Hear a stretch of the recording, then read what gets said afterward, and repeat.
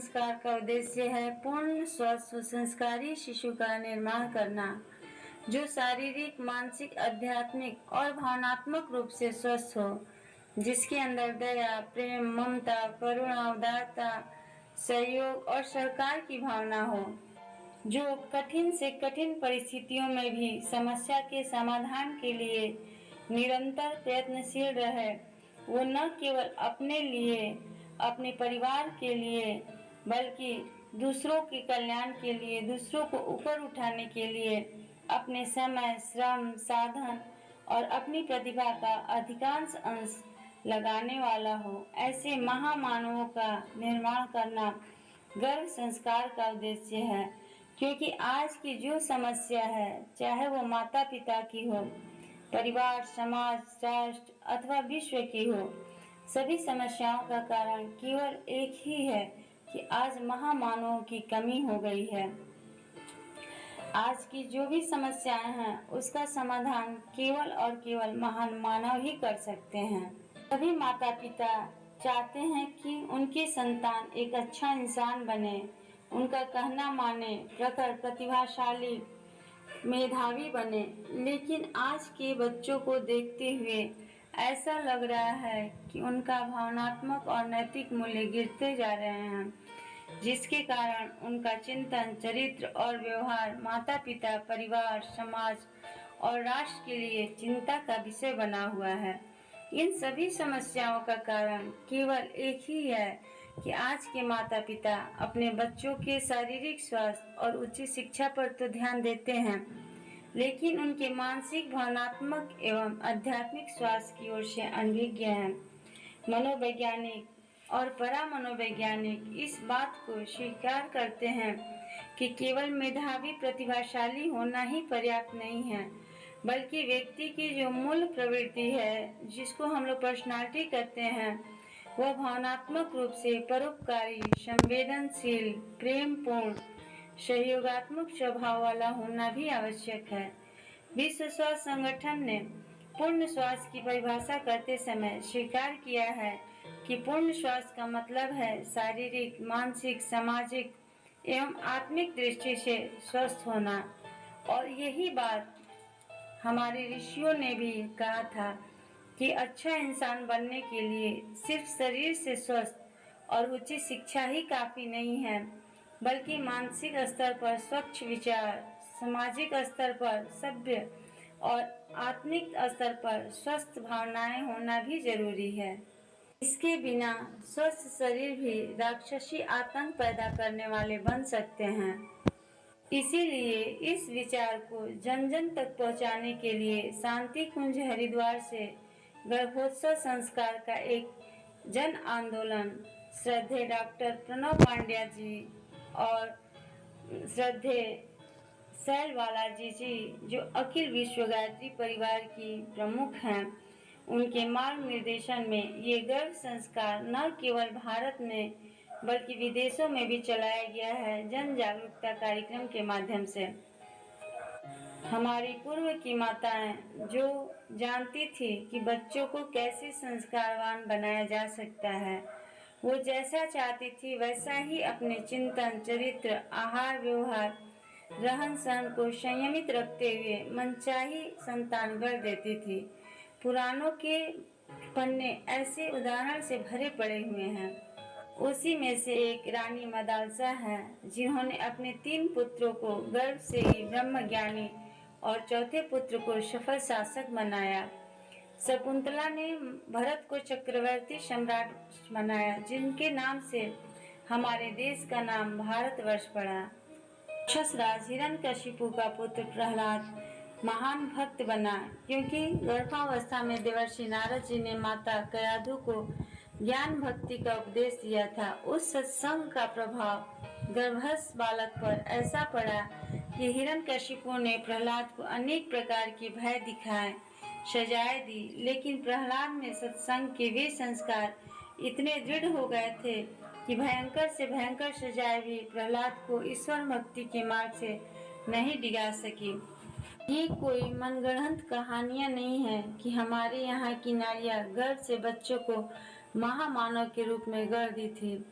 ये अनेक प्रकार के वैज्ञानिक शोधों के बाद आज मनोवैज्ञानिक, परामनोवैज्ञानिक तथा जेनेटिक साइंस भी स्वीकार कर रहा है कि केवल जिन्स ही नहीं बल्कि माता पिता के आचार विचार एवं परिवार और समाज के वातावरण का भी गर्भस्थ शिशु पर गहरा प्रभाव पड़ता है।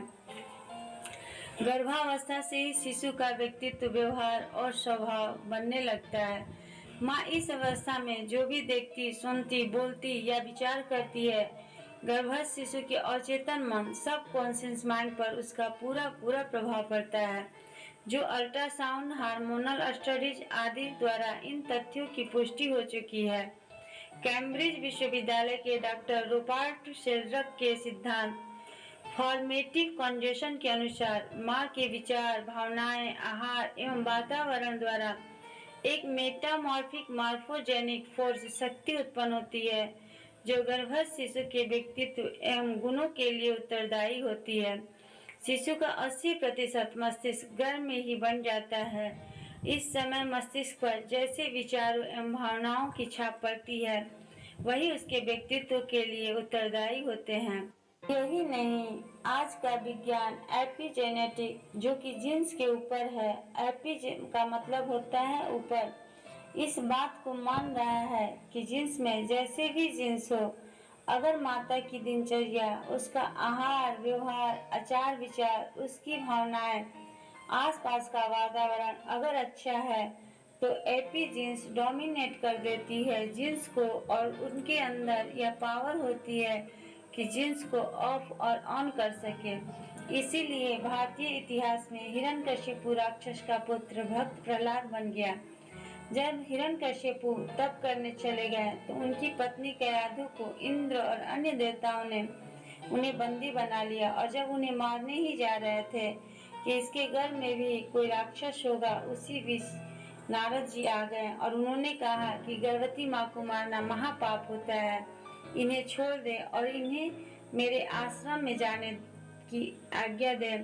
इनके घर में जो बच्चा है मैं उसे महामानव बनाऊंगा। फिर कयाधु नारद जी के आश्रम में गई। आश्रम के अनुसार ही उनकी दिनचर्या सुबह से शाम तक बनी। उन्होंने सात्विक संस्कारित आहार खाया, अच्छे प्रवचन सुने, अच्छे स्वाध्याय किए, मधुर संगीत सुने, उपासना, साधना, आराधना की, जिसके कारण वो हिरण्यकशिपु का जीन्स ऑफ हो गया और महामानवों वाली प्रहलाद की जीन्स काम करने लगी।